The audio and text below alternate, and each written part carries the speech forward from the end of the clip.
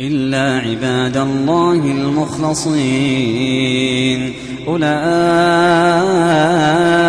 لهم رزق معلوم فواكه وهم مكرمون في جنات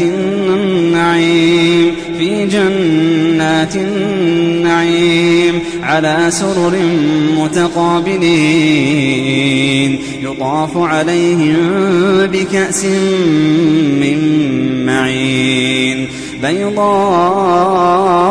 لذة للشاربين لا فيها غول ولا هم عنها ينزفون وعندهم قاصرات الطرف عين كأنهن بيض مكنون فأقبل بعضهم على بعض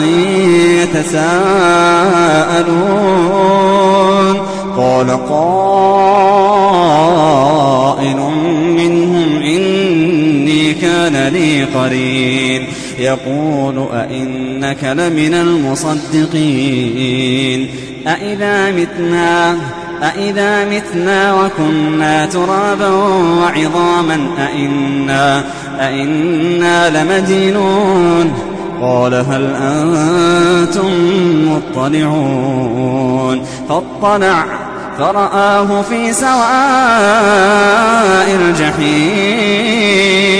قال تالله إن كدت لتردين ولولا نعمة ربي لكنت من المحضرين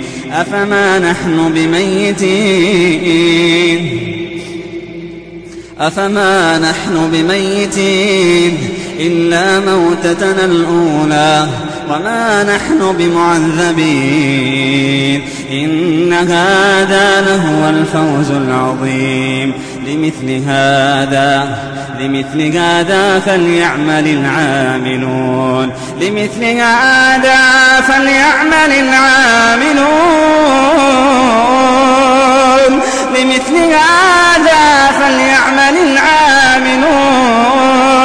أذلك خير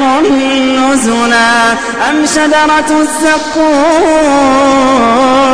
إنا جعلناها فتنة للظالمين إنها شجرة تخرج في أصل الجحيم طلعها كأنه رؤوس الشياطين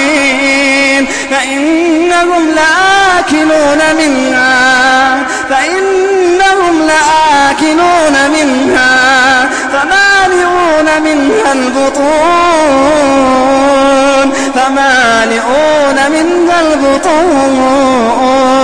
فشاربون عليه ثم إن لهم عليها لشوبا من حميم ثم إن